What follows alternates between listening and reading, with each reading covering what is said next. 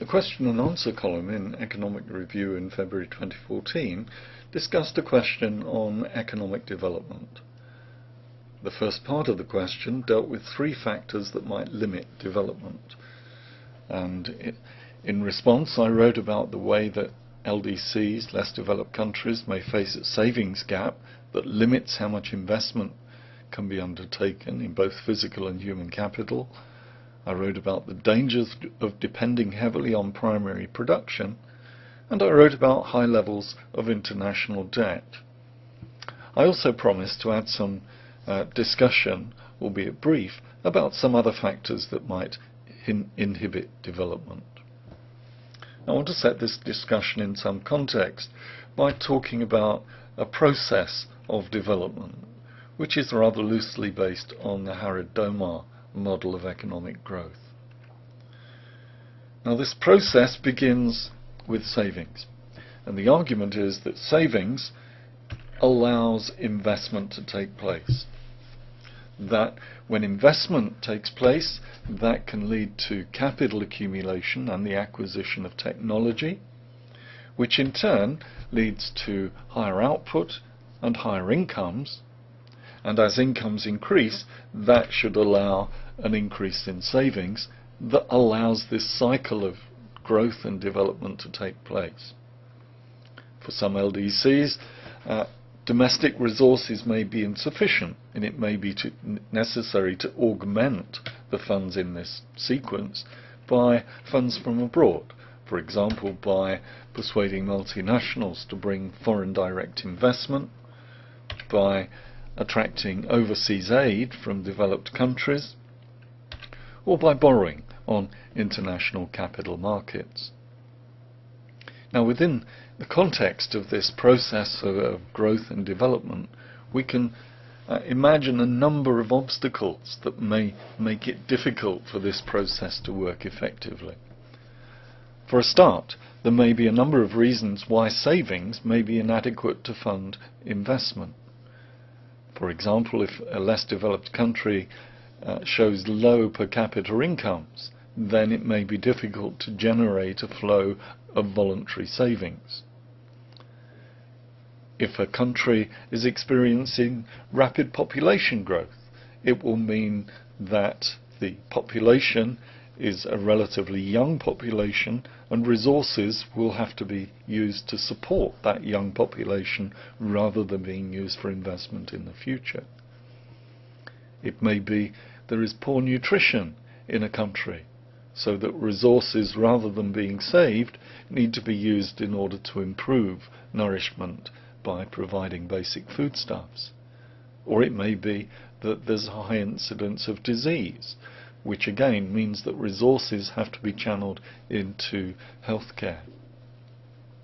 So, a number of reasons why savings may not be as high as would be desirable. Even if savings can be generated, there may be situations where savings do not get translated into investment and capital accumulation.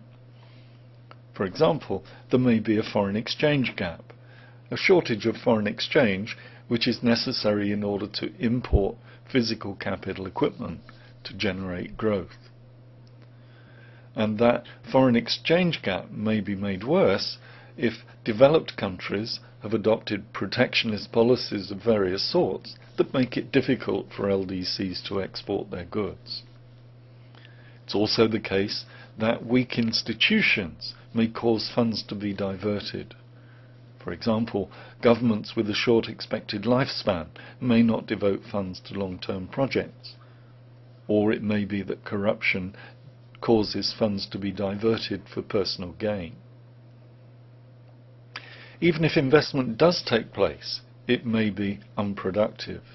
For example, if infrastructure is weak, if transport, communication, market facilities are inadequate. It may be that markets are not working effectively, which can again cause investment to be unproductive. Or it may be that education levels are low, which means that new technology cannot be implemented or cannot be maintained. There may also be some leakages from the system. For example, multinational corporations may repatriate profits to their shareholders in the developed world. Or it may be that overseas aid comes as part of a trade policy operated by the developed country, by the donor country, which means that LDCs don't get good value.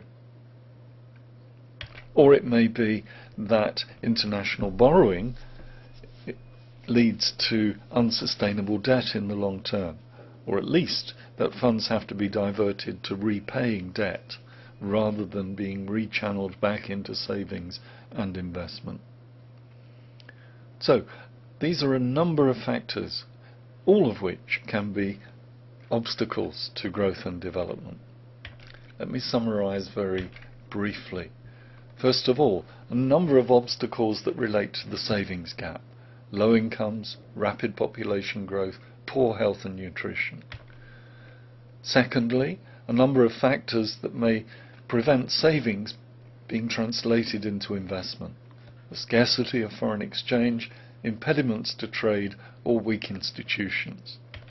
And finally, investment may be unproductive even if it does take place because of weak infrastructure, markets that do not work, low education levels, or leakages from the system. So then, a number of obstacles that may inhibit development, and you could have chosen